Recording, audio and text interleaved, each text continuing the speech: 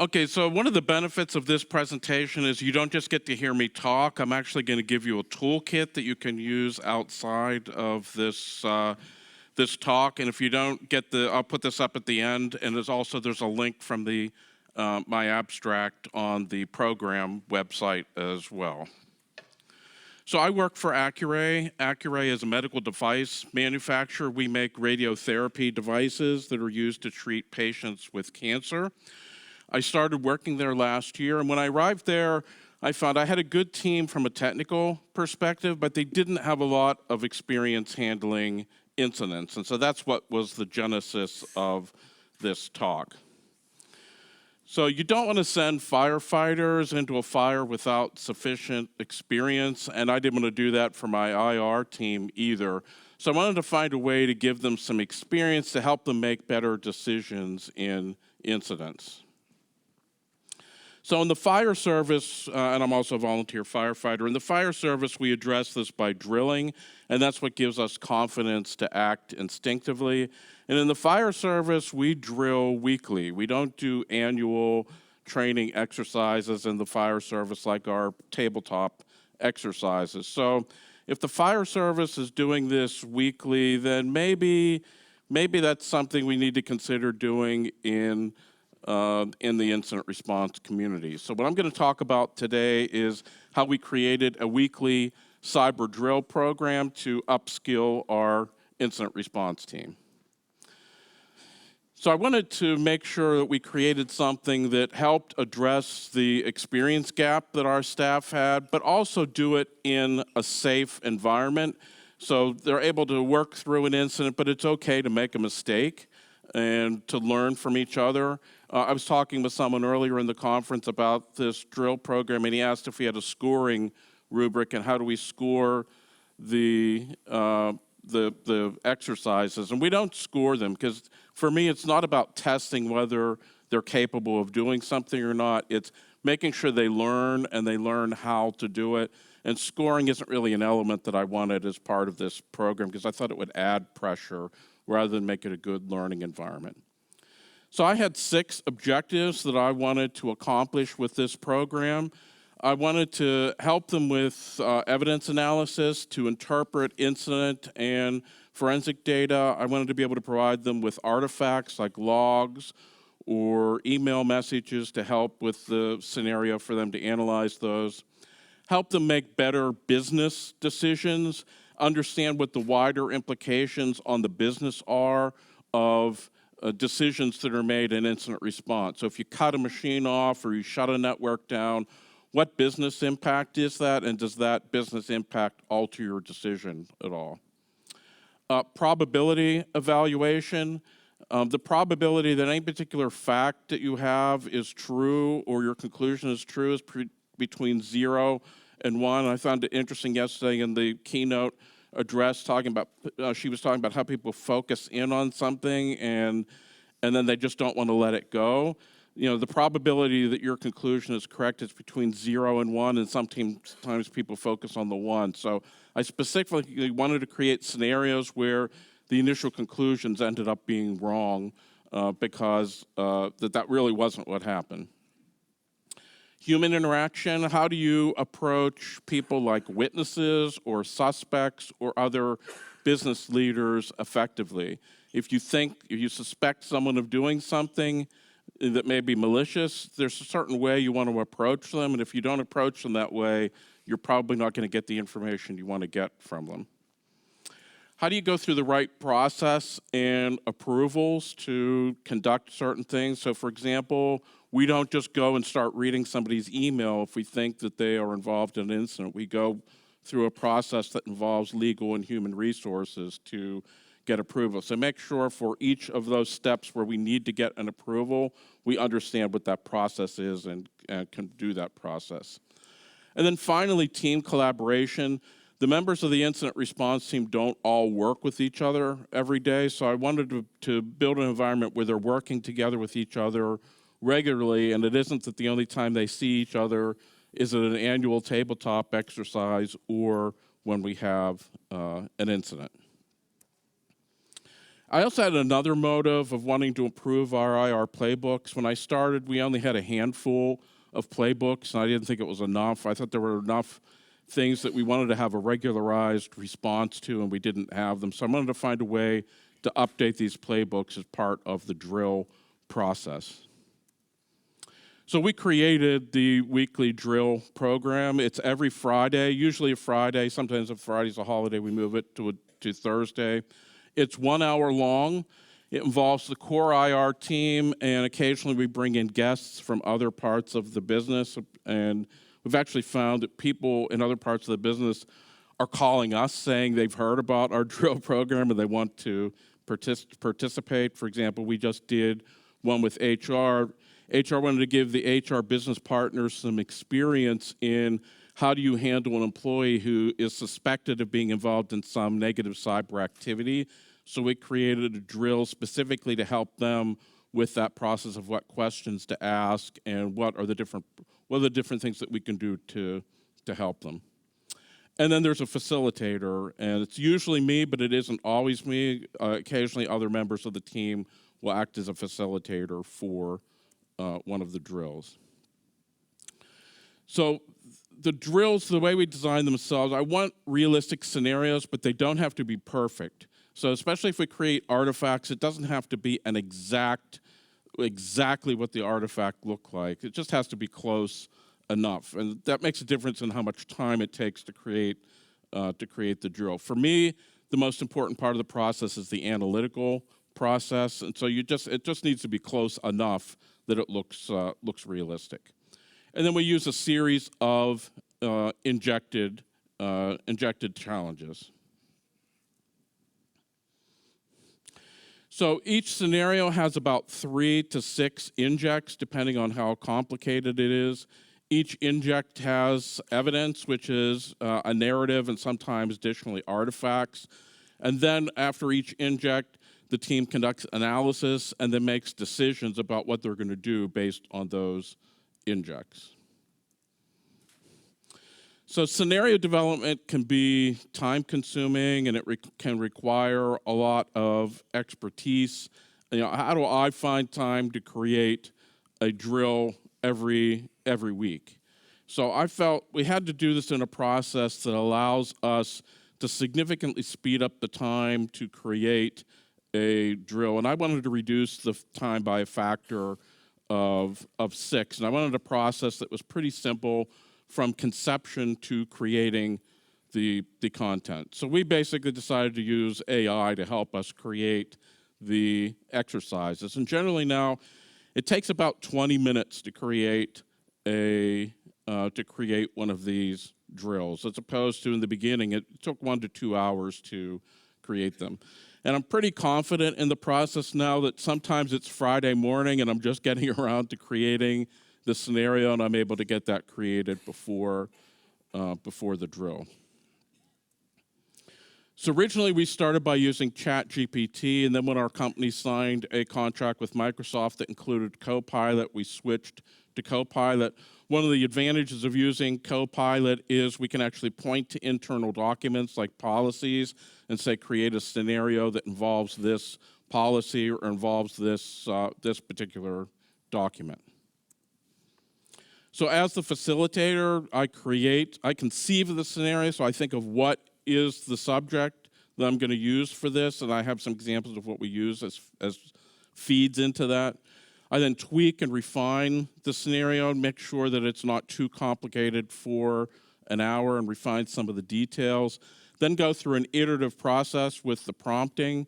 Usually the first thing that it comes back with isn't perfect, so I either have to change the prompt and run it again or tell it, I really didn't like inject 3, so change it this way. Since I tell it in the prompt that we're a medical device company, it always seems to want to have FDA have some role in the incident, even when it doesn't make sense. So that's usually the thing that I'm telling it to take that out of the scenario. And then we have to do a QA process. I have to read through the whole scenario to make sure that it hasn't really made a mistake and that it really is a realistic scenario. So in prompting, we have two parts to the prompt, what I call the blueprint and the story. The blueprint is basically, it's the same prompt every week, although it has changed over time, but it basically sets up the scenario. It explains the structure of the drill, what we're trying to accomplish, who our company is, and what the desired outcomes are. And then the story is the specific thing that week that we want to test, or it's the detail of that particular scenario. So you don't have to write this down. It's in the toolkit. I have sample prompts in the toolkit, so you don't have to write them down. But I'll talk about what the segments of the blueprint prompt are.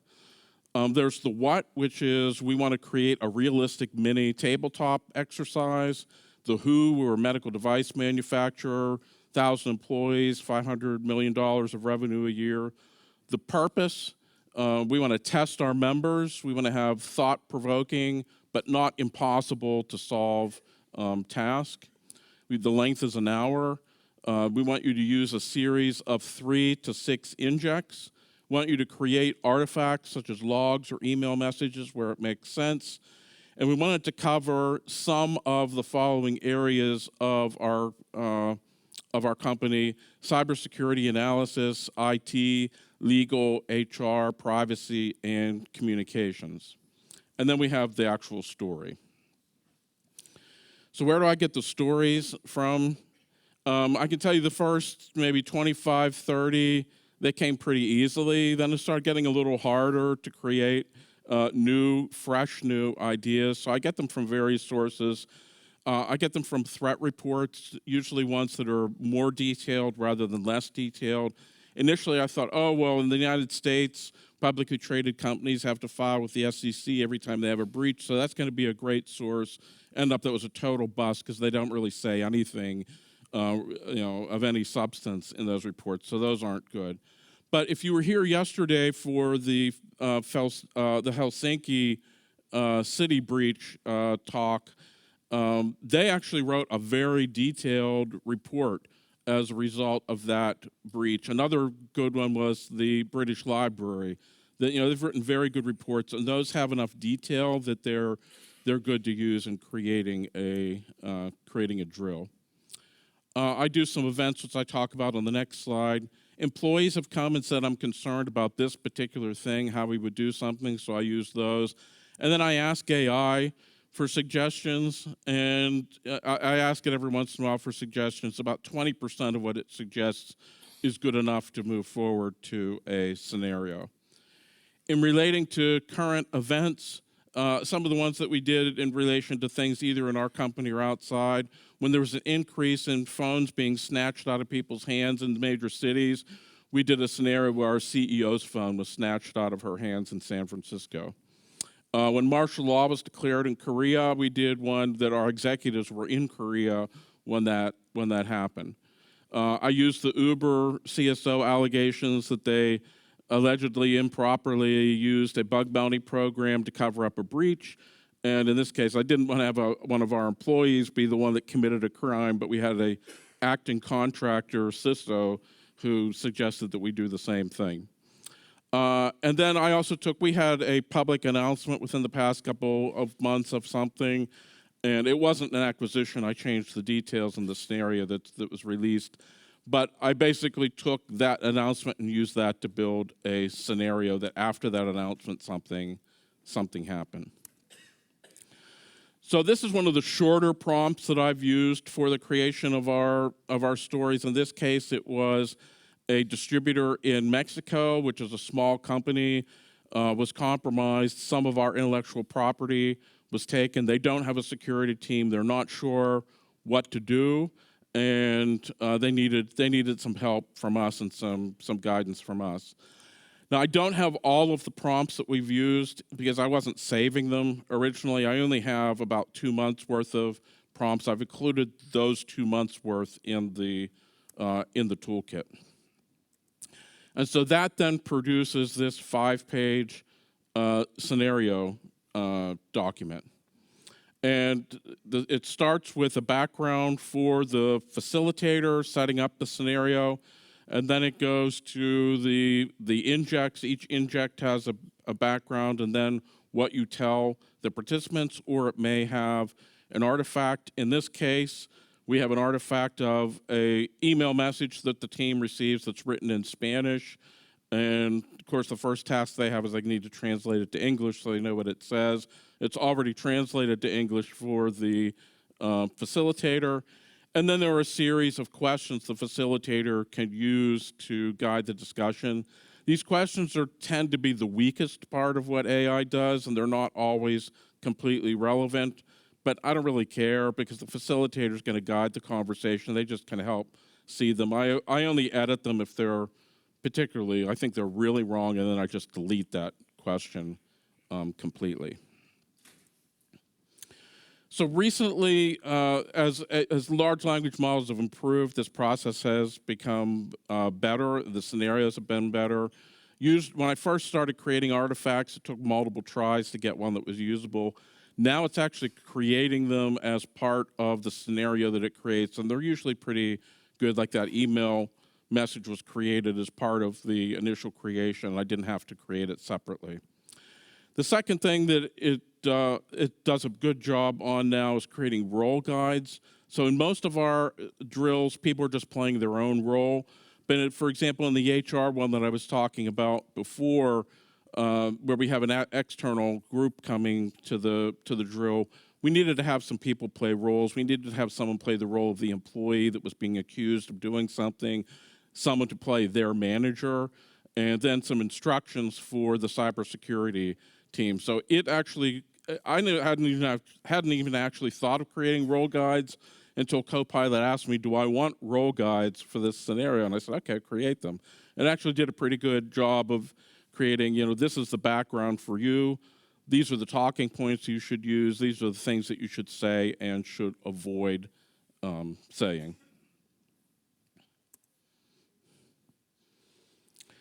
And so the drills also, as I mentioned before, facilitate the playbook creation. We were able to go from about 5 playbooks when I started to we now have 100 playbooks.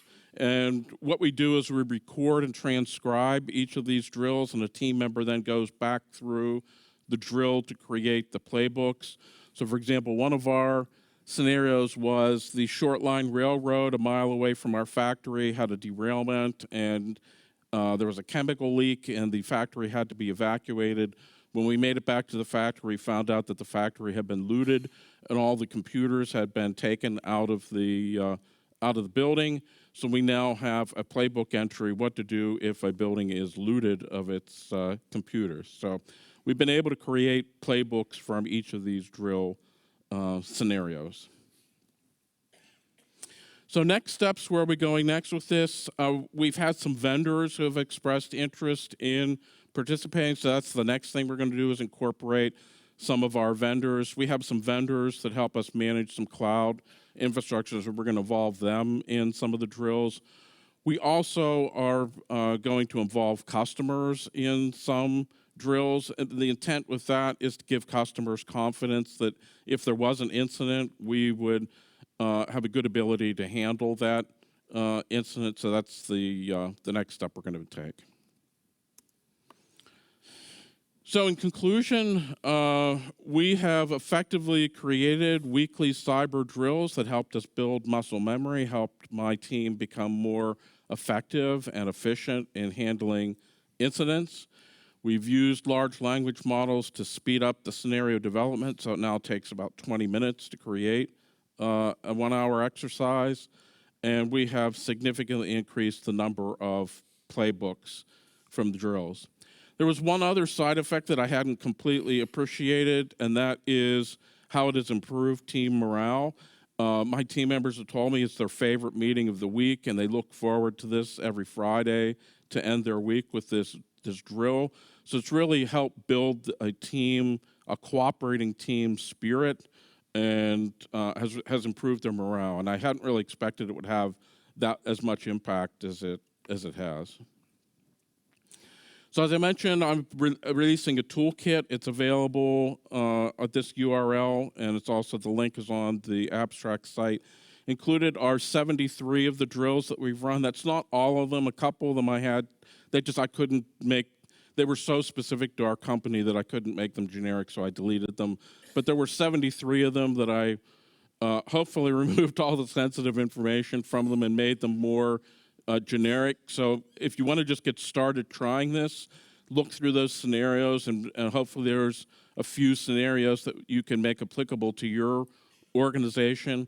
I also have included the prompts that we use, so if you want to get started creating your own using AI, and if you'd like to contribute back improvements that you've made, I'd love to get those back and include them in the toolkit. And then a copy of these slides is also available. So thank you. I hope you all get really energized and start developing your own drill programs. But it's been great for our company, and I think we've benefited. And I wanted everybody else to be able to benefit from what we've done. So good luck.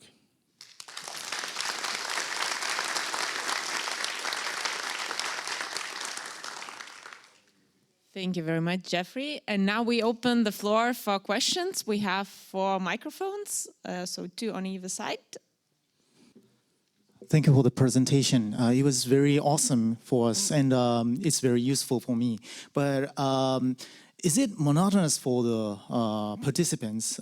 But I suppose your participants are really motivated. Are there any tips to motivate them, or how to explain?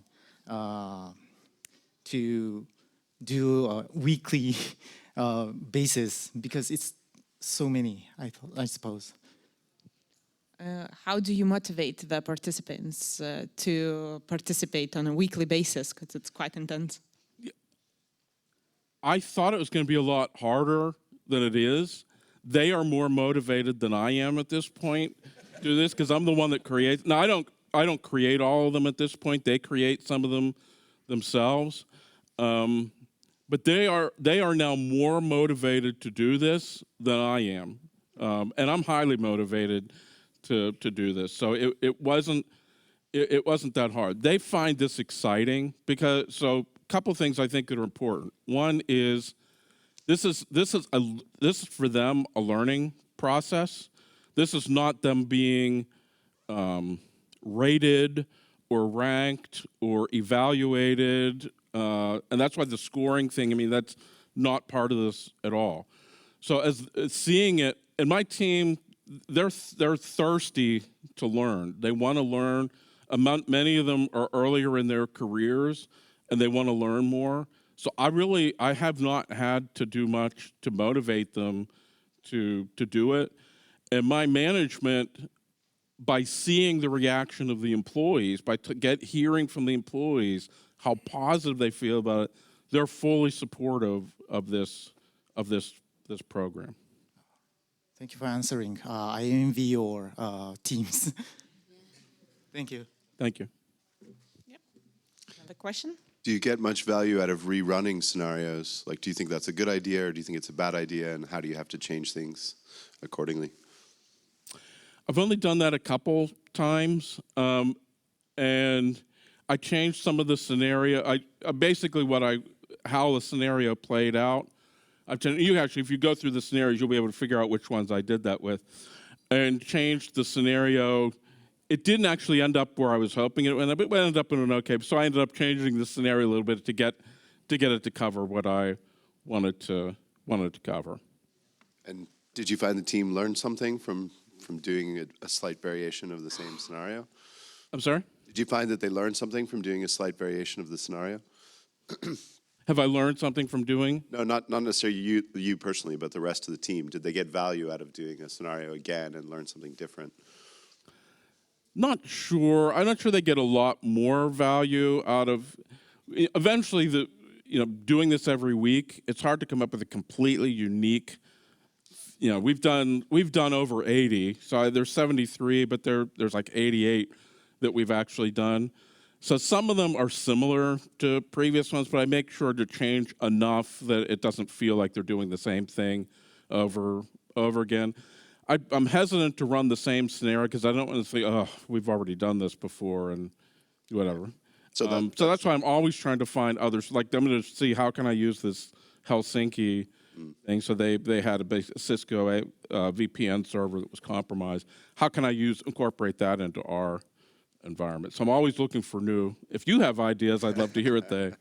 Yeah, but it's nice to hear that novelty is the key to the team learning things. Yeah, but we're 88 scenarios in. When we get to 300, that may be harder to do. But I've done them for a year and a half. I've got no sense that they want to slow this down. You know, we may get to the point where they feel that way, and if they do, that's okay. I think the mission accomplished. But as long as they want to do it every week, I'm willing to prep it, because I think they're learning every week. Good, thank you. One question for you, Jeffrey.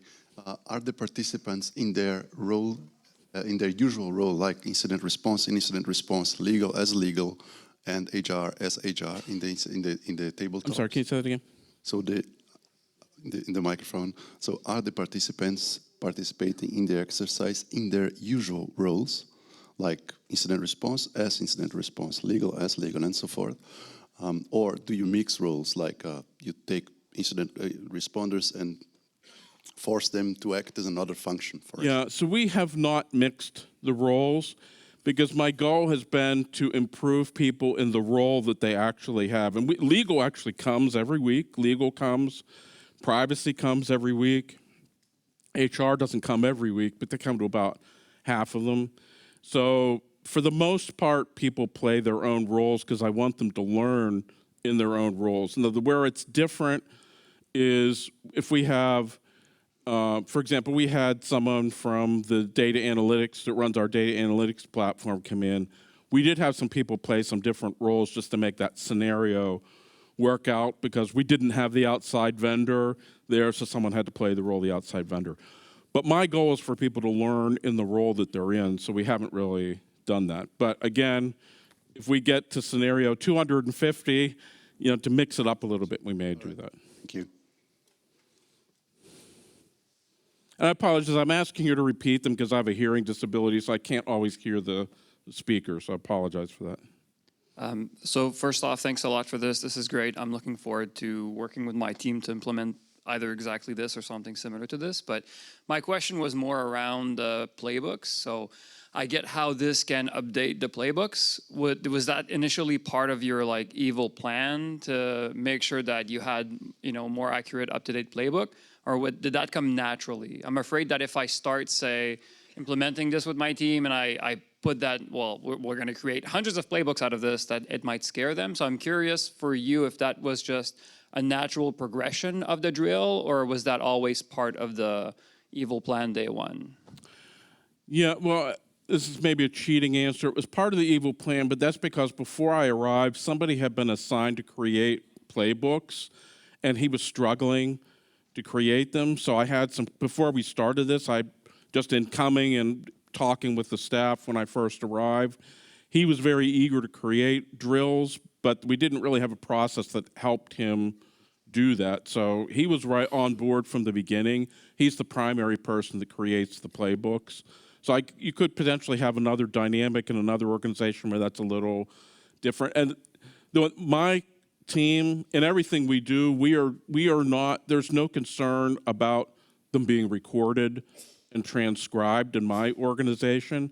Other organizations, that might be a problem to do that. So I mean, you'll have to look at your own organization as to what's viable or not. For us, we have no problem doing that, so we record them, and we have, you're not allowed to use this recording, for any other purpose other than the creation of the playbook. But you may have to adapt that procedure based on what your team's comfort level is. But for me, you have to start with what your goals are and what you think your team is going to embrace.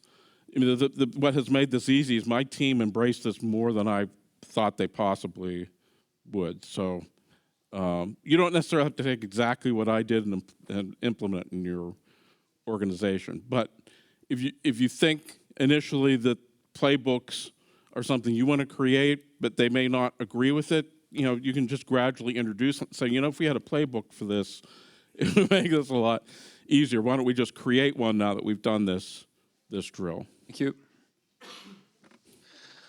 With this vast coverage of risk scenarios and vulnerabilities, Are you actually just running a covert risk management process here for your company? And could you tell a little bit more, like, who is your team and what do you do when you discover like vulnerabilities, gaps? We need to fix this. Sure. Well, the one thing I didn't have in there is the risk register is also a source for these scenarios as well. So we have done that. So my team, so I'm responsible for both enterprise security and product security governance. So my team, my direct team has enterprise security people and product security people. The extended IR team, and the first thing I did when I arrived there is I wrote an IR plan. The team, the core IR team includes legal, HR, communications, privacy, and my folks. So those are the people that are part of the team. What was the second part of your question? And what do you do when you discover vulnerabilities and gaps during the scenarios you play? Yeah, so we actually do have a risk evaluation process where we evaluate those risks. They go on the risk register, and we have regular meetings with my boss, who is the CISO, CIO, and legal, where we review those risks. So they do feed back into the process, but I have to tell you, it's more often the case that the risk register item feeds into the drill than the drill discovering something that we didn't know. These generally aren't discovering vulnerabilities. They're how would we handle this if it happens, and that may be, that may be just the natural evolution of how we do the drills. And the fact that we're the ones creating the drills, we don't have an outsider coming in with an outside perspective. So we already know what we know and don't know what we don't know. So I'm not sure that the drills would facilitate the finding of vulnerabilities. They certainly could find gaps in our ability to respond to something, and that's something we can address. Okay, one more question over there. Jeffrey, thank you very much for this. It was really interesting. One question regarding now real incidents. Since you have been doing these drills, I've been able to evaluate the reactivity of your team and also with the other businesses. I mean, communication with them. Could you repeat it a bit louder? Oh yeah, sorry. I was asking if you have been able to evaluate the improvements for real incidents now that you have been doing these drills, especially with the communication between businesses.